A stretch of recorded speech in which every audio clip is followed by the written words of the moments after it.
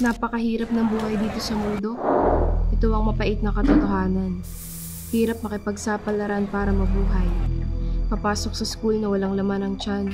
Nag-aaral ako na wala namang kasiguraduhan kung aasenso. Tapos may politika nga, di ko naman maramdaman. Sana talaga may magandang patunguhan tong pag-aaral ko.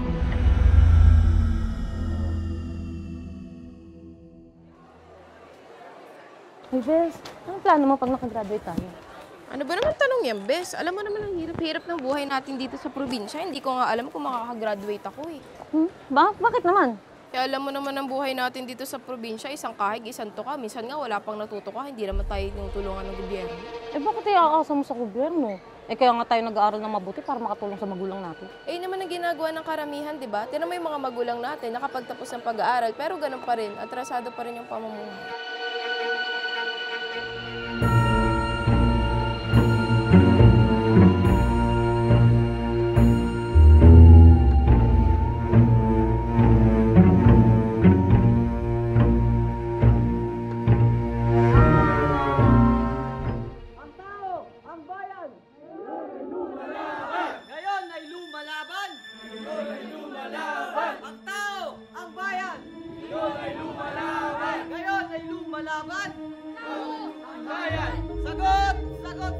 Uy, hindi na ako paligo-ligo sa inyo kanina. Narinig ko kayo manangungot-imig nga kayo na naman. Uusap kayo.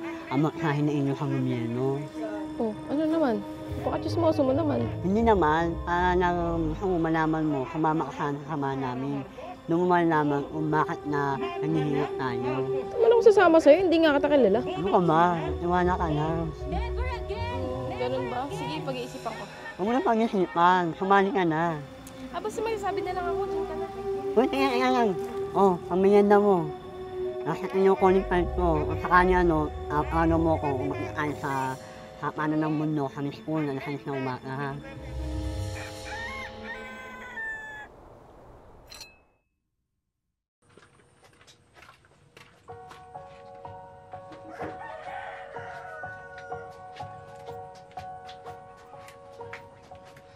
Oh, anak, andyan ka na pala. Saan si tatay? Andun sa kakahuyan. Ganun po ba? Kumain ka muna. Eto, nagluto ako ng nilagang balinghoy.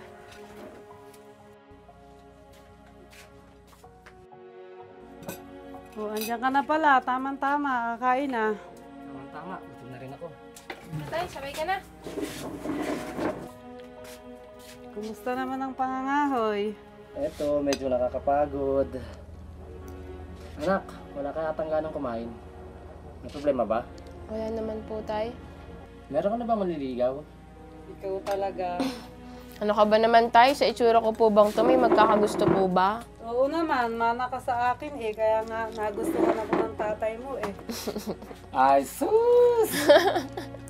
Tama na doon. Oh, kain na.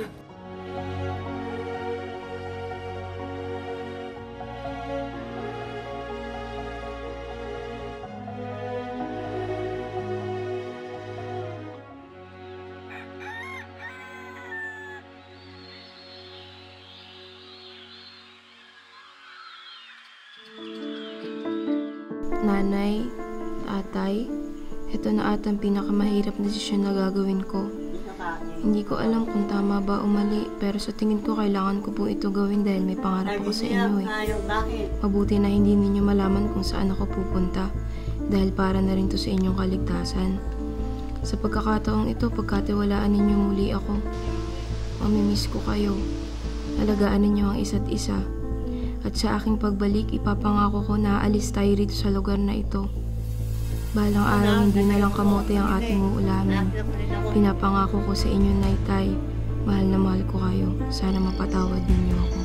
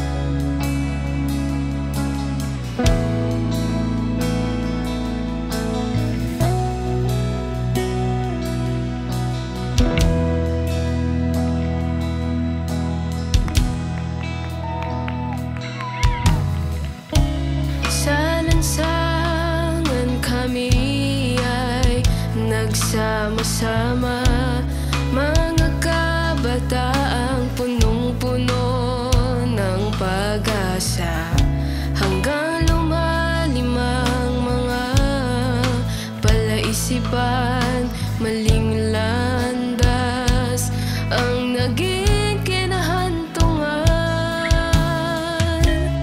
Dating lansangan ay naging kabundukan. Sierra Madre aming naging kublihan. Di na alam ang magiging patutunguhan. Masukal na daan na walang katuturan. Saan nga ba to patungo?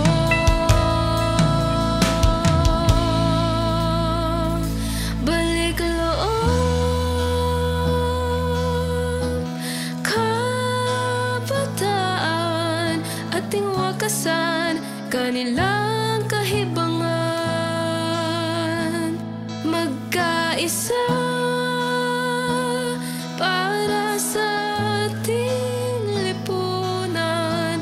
Balik loob, kabataan, para sa kaunlaran. Ito naman talaga, wala mong pupuntahan yung pistok mo yan. Lulukuhin lang tayo ng mga NPA na yan. Pistok-pistok, tapos ngayon magpapalakas sila. Mga ngambo sila. Wala rin. Nilisan ng pamilya para sa matatamis na salita. Ngunit ang katotohanan ay sa buhay namin tunay na kapahamakan. Maling paniniwala ang naglubog sa sarili. Ngayon'y balik loob at babangon muli. Landas man minsan ay naligaw, ngayon'y pag-asa ang aming natatanaw.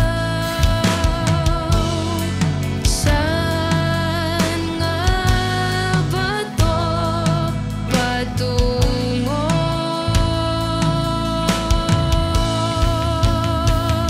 Balik loob, kabataan, ating wakasan kanilang kahibangan. Magkaisa para sa ating lipunan.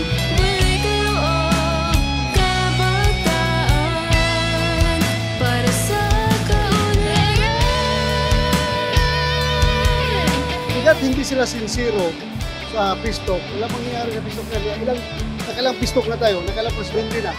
May nangyari ba? Wala. Nagpapalakas lang, lalo lang lumalakas yung kanilang pwersa dahil binigyan natin ng mga tao na magpapalakas. Siguro, localized pistok, pwede ako dyan.